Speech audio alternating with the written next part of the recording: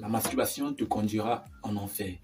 Plusieurs personnes disent toujours, mais c'est pas écrit dans la Bible. Où est-ce qu'on va voir ça? Laisse-moi te dire que la Bible dit, heureux ceux qui ont cru sans avoir vu. Et si on prend le livre de l'Apocalypse 22 au verset 15, on voit la Bible dit, dehors les chiens, dehors les impudiques, dehors les menteurs. Quand on parle d'impudicité, la masturbation en fait partie parce que ça c'est de l'immoralité sexuelle. La Bible dit, dehors les impudiques. On est d'accord que tous ceux-là qui vivent dans la masturbation et qui vont persévérer dans ça jusqu'au dernier jour, la Bible le dira dehors au dernier jour, dehors au dernier jour. La Bible dit tous sont péchés et sont privés de la gloire de Dieu. Maintenant, c'est le don gratuit de Jésus-Christ. En Jésus-Christ, c'est pas son sang que nous sommes lavés. La Bible dit au verset, avant juste ce verset, que heureux ceux qui lavent leur robe. Au verset 14, heureux ceux qui viennent dans le sang de Jésus-Christ laver leur robe.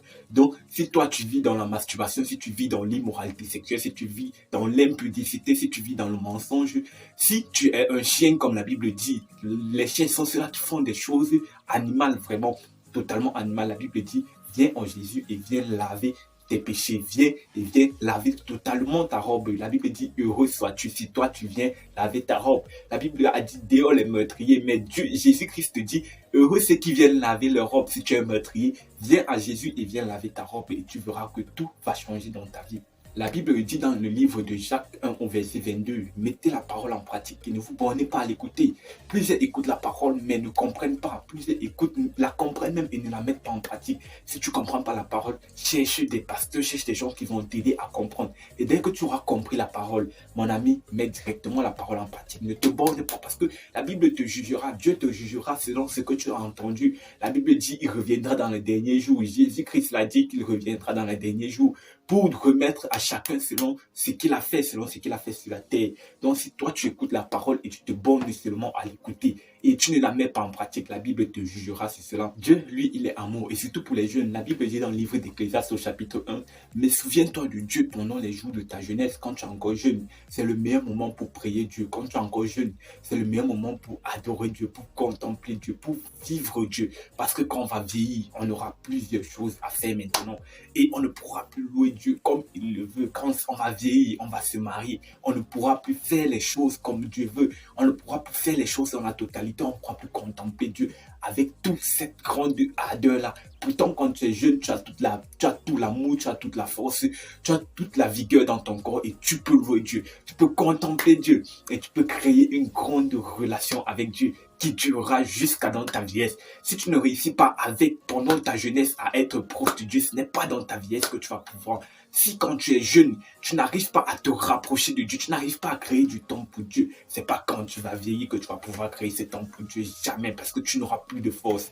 Et la vie, c'est comme, la vie pas de façon récurrente, la vie, c'est comme un système, une suite, en fait, les choses se répètent seulement. Les choses que tu n'avais pas faites, c'est difficile que dans le futur, tu puisses les faire. Tu vas toujours dire, je vais les mettre en attente, je vais les mettre en attente.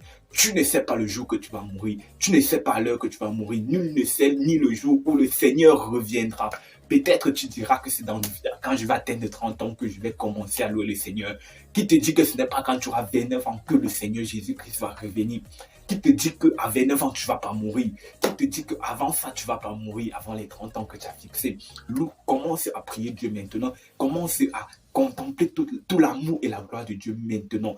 La Bible dit dans le livre de 1 Pierre 3, 4 que dans les derniers jours, il se viendra de temps difficiles. Des temps difficiles, les hommes seront idolâtres, amis de l'argent, fanfarons, blasphémateurs, amis des voluptés plutôt qu'amis de Dieu. C'est ça que la Bible dit aussi dans le livre d'Ecclésiaste que Dieu amènera toute œuvre au jugement au sujet de tout ce qui est caché, soit bien, soit mal.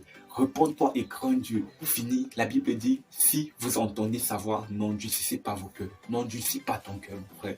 Dieu t'aime, Dieu veut te sauver. Dieu veut t'amener dans une autre dimension. Dieu te veut près de lui au ciel. Dieu veut que toi et lui, vous puissiez partager une même table. Dieu t'appelle son ami. Laisse-moi te dire que mon Dieu lui t'aime. Le Seigneur Jésus-Christ t'aime. Je viens te draguer de sa part ce matin. Réponds-toi de tes péchés et crains Dieu. Observe ses commandements et tu vivras. Et tu verras la vie éternelle.